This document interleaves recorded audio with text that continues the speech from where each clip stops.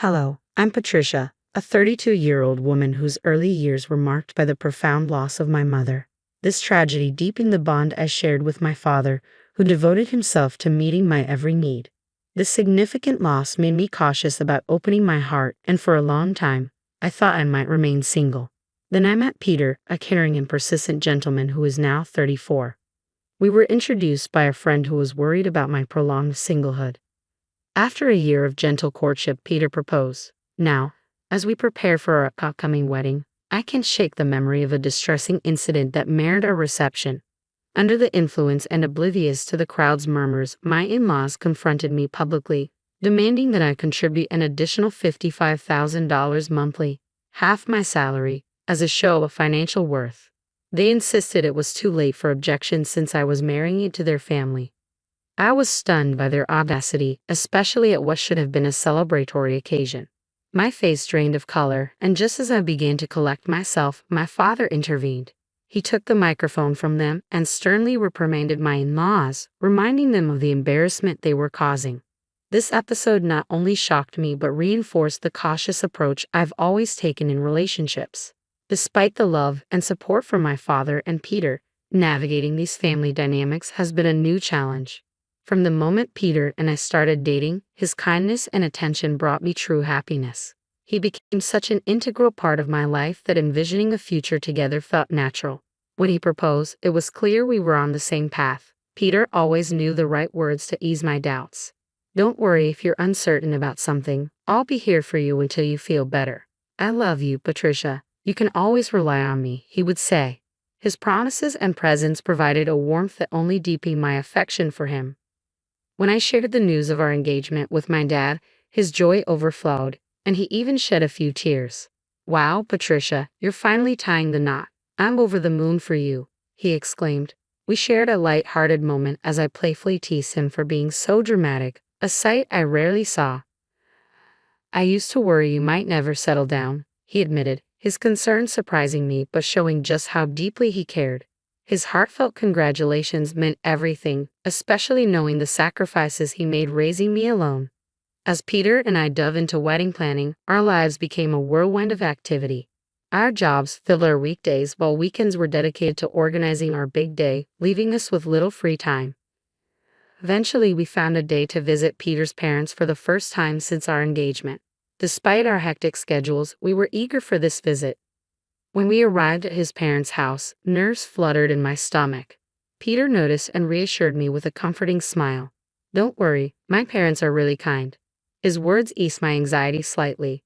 As I rang the doorbell, Peter's mother greeted us. "Mom, I'm home," Peter announced cheerfully. "Welcome home."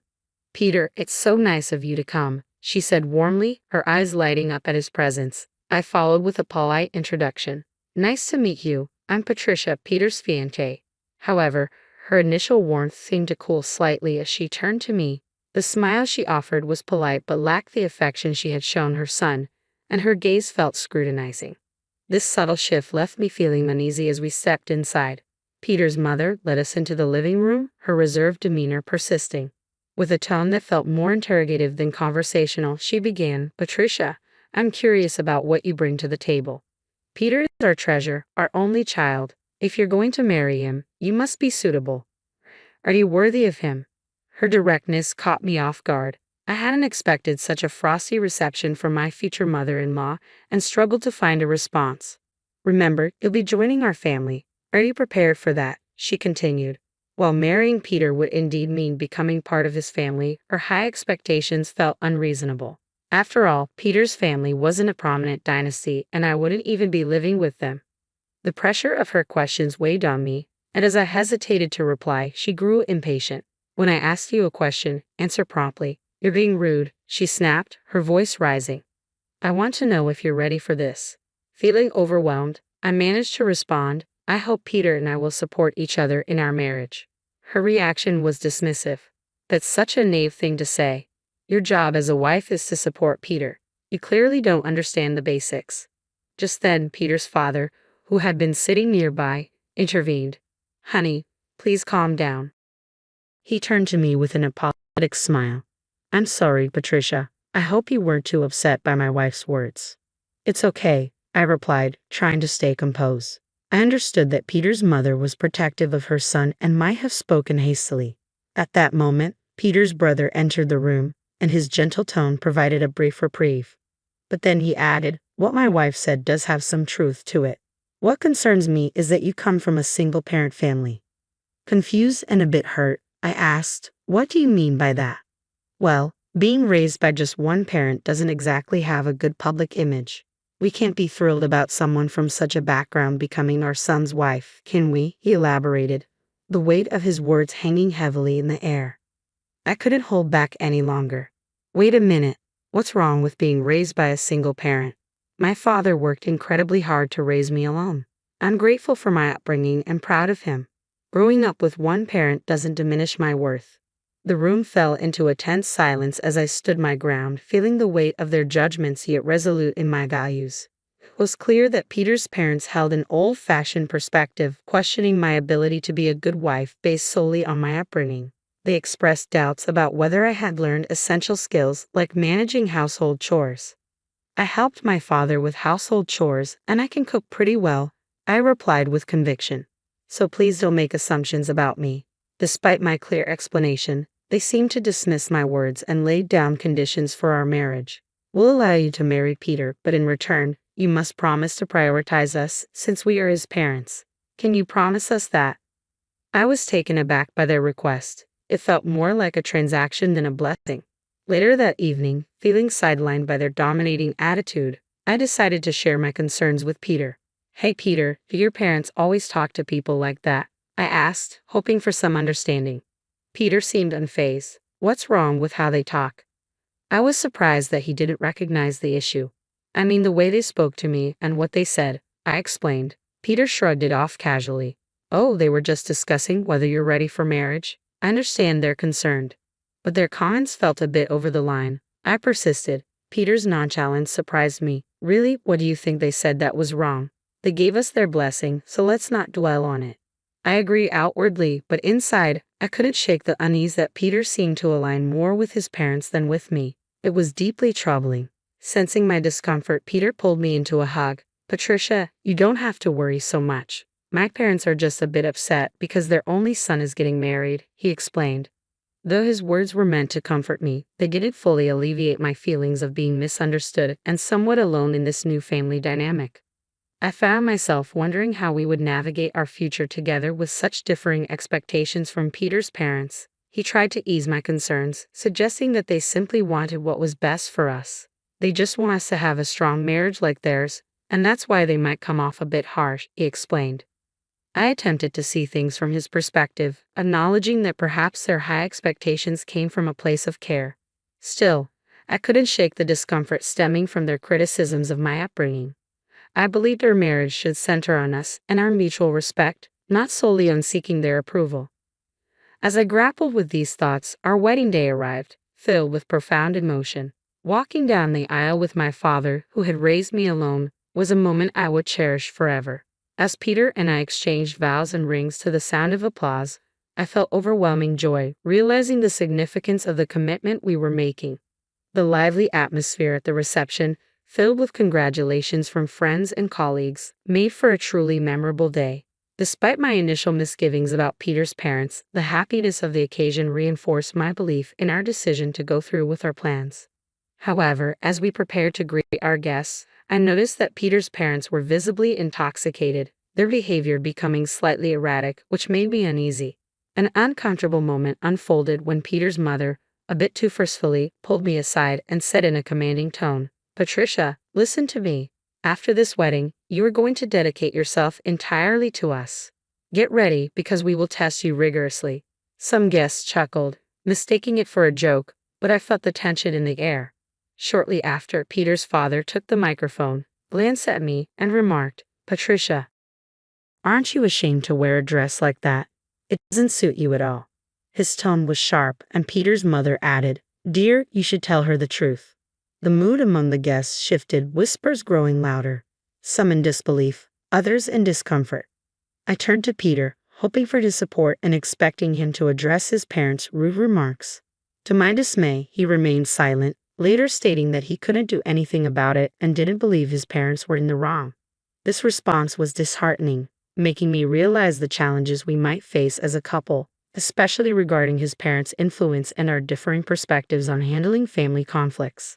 As we moved through the day, I knew this issue would require more discussion and understanding if we were to build a strong, unified future together. In the bustling atmosphere of the wedding hall, a harsh reality struck me. Peter would not shield me from his parents' harshness in the future. The situation escalated quickly when my in-laws, under the influence, unabashedly continued to berate me with unreasonable demands. "Well, you're married now, but to truly be part of this family, you need to prove you have enough money," they announced, adding that after we registered our marriage, I should give them several $1,000s each month, along with my entire bonus. Their words left me stunned. Such audacious demands at our wedding reception were the last thing I expected. My face drained of color as I stood there. My father stepped in, his voice firm yet respectful as he took the microphone from them. "Enough of this. Don't you realize how inappropriate this is?" he challenged. Peter's parents shot back defiantly. "Why are you interrupting us while we're talking?" Their sneers cut deep. I felt my temper rising in response to their cruel words about my father, but he remained composed. "You're even worse than I thought. Refusing to meet me just because I'm a single father is shameful. I never expected such bigotry from people associated with a respected figure." The mention of President Donald seemed to startle my father-in-law. "How do you know President Donald?" he asked, his tone shifting to one of concern. "He's a business partner of my company and, more importantly, an old friend of mine," my father clarified. He added, "And speaking of single parents, President Donald himself was raised by his mother alone, so your comments have inadvertently insulted the president of the company you work for." As realization dawned on their faces, the gravity of their blunder became apparent. My father-in-law's demeanor shifted dramatically from assertive to pleading as he dropped to his knees. "I apologize, sir. Please don't mention this to the president," he begged, his earlier bravado evaporating in the face of potential consequences. This sudden change marked a turning point in the evening, highlighting not only the thoughtlessness of their earlier remarks but also the respect my father commanded. As the night continued, I contemplated the complex dynamics of our newly extended family and the role I would choose to navigate within it.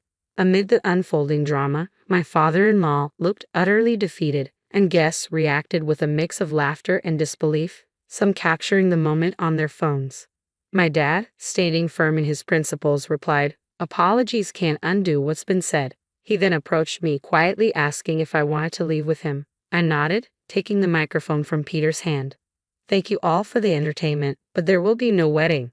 I will ensure that all gifts and contributions for this occasion are returned," I announced resolutely to Peter, his parents, and the guests at the reception. With those final words, I exited the hall alongside my father. As we left, I caught a glimpse of Peter and his parents, their faces a mix of dismay while relatives quickly gathered around them, concern etched on their expressions. The repercussions of that night were immediate. As I returned the gifts and explained the situation, many guests expressed their sympathy and commended my father and me for taking a stand against such unacceptable behavior. They appreciated our integrity in refusing to be manipulated by offensive demands. The incident left a lasting mark not just on our lives but on Peter's professional reputation as well. Colleagues who attended the wedding began to view him differently, tarnishing his standing due to his failure to defend me against his parents' unreasonable actions. The embarrassment became overwhelming for Peter, ultimately leading him to resign from his position. Additionally, the president of the company where my father-in-law worked caught wind of the fiasco, and the fallout was severe. Peter's father was demoted and transferred to a less prestigious role in a remote countryside office. Socially, Peter's family faced repercussions too, becoming somewhat ostracized by relatives due to the scandal. It was a regrettable series of events, but sometimes the consequences of one's actions are unavoidable. In the aftermath, I focused on rebuilding and strengthening my relationship with my dad. We spent more quality time together, finding solace and support in each other's company. Navigating such turbulent waters deepened my appreciation for everything he had done for me. One day, he invited me for a heart-to-heart conversation that took an unexpected turn. "Patricia, have you ever considered taking over the business?" he asked, hope and earnestness in his expression. Caught off guard, I hesitated. "Are you suggesting I I trailed off, unsure of where he was leading. He smiled slightly. Why don't you work towards becoming the president of my company? It was a significant proposal, and from his tone, it was clear he believed I was ready for the challenge. I'll do my best, I promise, excitement and nervousness swirling within me. After reflecting on my recent experiences, I decided to focus on advancing my career at my dad's company, setting aside romantic pursuits for now. I aimed to prove to both myself and my father that I could excel and perhaps even become a great leader like him.